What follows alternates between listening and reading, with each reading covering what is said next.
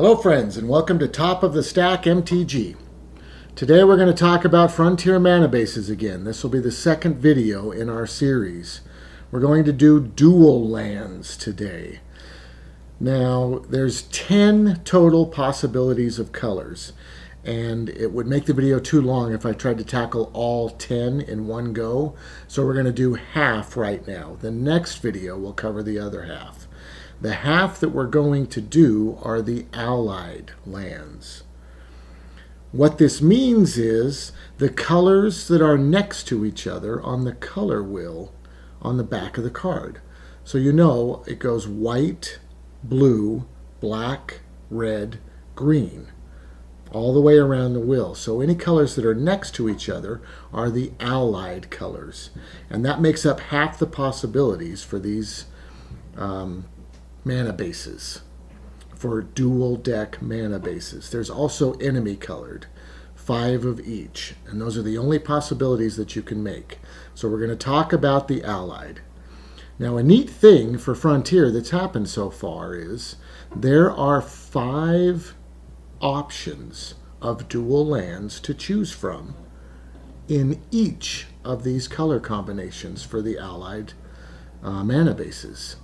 So rather than talk about each set of colors, I'm going to talk about the 5 lands, because each one of them has the same text, the same power. Okay? So, for instance, the fetch lands.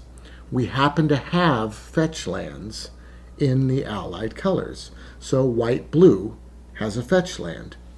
Blue-black has a fetch land. Black-red has a fetch land. Red-green has a fetch land. Green-white has a fetch land. There's 5. Okay? Fetch lands read, pay 1 life, sacrifice the fetch land. Actually, you have to tap it also. Tap it. Pay 1 life, sacrifice the fetch land, search your library for a plains or an island in a swamp, or a swamp in a mountain. You get the point. Whatever combination there are, and get it onto the battlefield. Then shuffle your library. The beauty of these two amazing things about the fetch lands.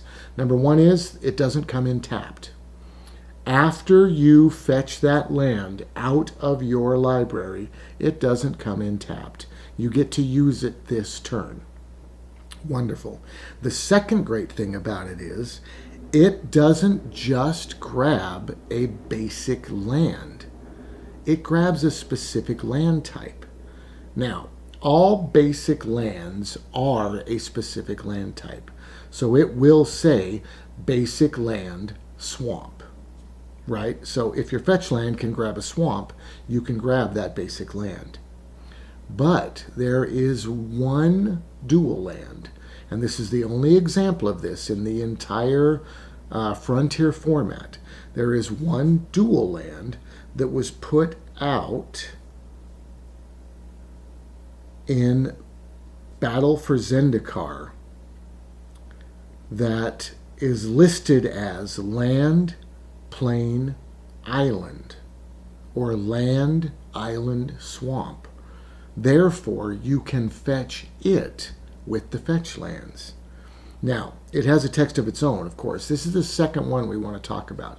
First one is the fetch lands, the best one by far, right? If you're going to play with a dual colored deck, grab some fetch lands, as long as they're allied, because they're the only ones that fetch lands are available for. But grab the fetch lands. They're great.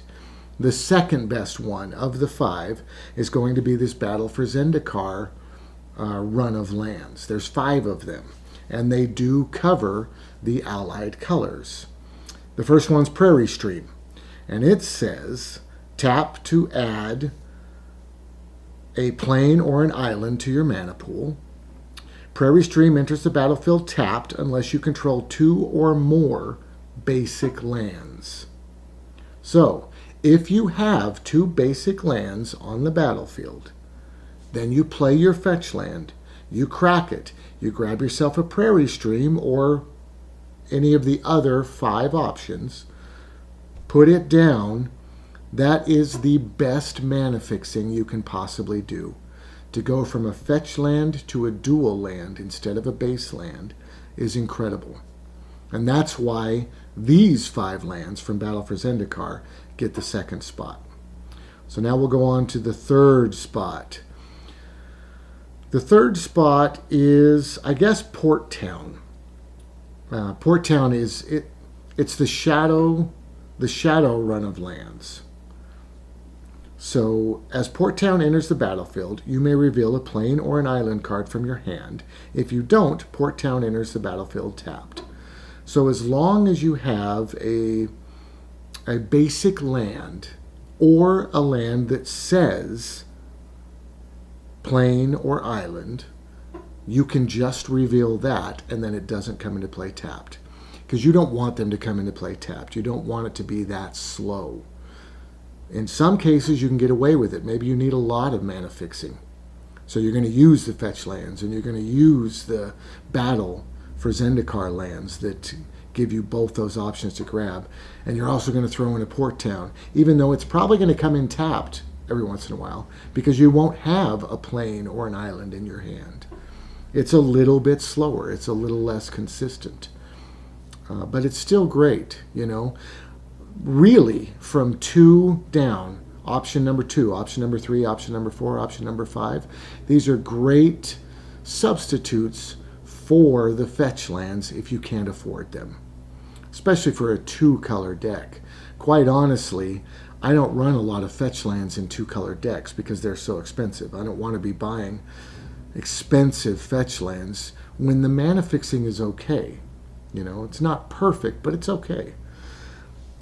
Good. Yeah. So number 3 are these shadows over Innistrad lands. There's 5 of them, and they are the allied colors. Let's see. What should number 4 be? These lands were initially printed in Khans, and then they were reprinted in Fate Reforged. There's 5 of them. The one I'm looking at is Tranquil Cove. It's okay. Tranquil Cove enters the battlefield tapped, period. There's nothing you can do to speed it up. It is a slow dual land. But when it enters the battlefield, you gain 1 life. So at least it has a slight upside. And because of that slight upside, I went ahead and made it number 4. And then the final one, number 5, is going to be Meandering River. Now these lands, I think, originally came from Oath of the Gatewatch. There's 5 of them. They are the allied colors. It enters the battlefield tapped, period. And of course, you can tap it for a plain or an island. There is no upside. It's just a slow dual land. And I should correct that. There is an upside. You can tap it for either one. It is mana fixing. It is cool. This will be the most affordable of the dual lands. They go for like 10 cents a piece, I would imagine. Also, they are the lands that are being reprinted in the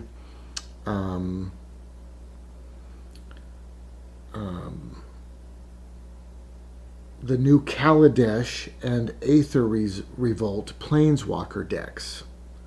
So if you picked up a Planeswalker deck, you would get all 4 of the color, right, within the deck. So if you're building a blue and white deck and you want to get 4 of these, you can either buy them from Battle or you can just pick up a Planeswalker deck to get 4 copies of it. It's entirely up to you.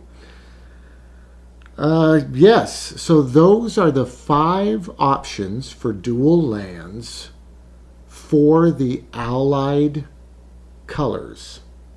The next video I'm going to do is the 5, well, I don't know how many options there'll be. We'll look into it. The options for the enemy colors, and there's 5 different possibilities in that as well. Thank you so much for watching. I hope you enjoy this. I hope it helps you out. Hit the like button. Go ahead and subscribe if you haven't, and have a great day.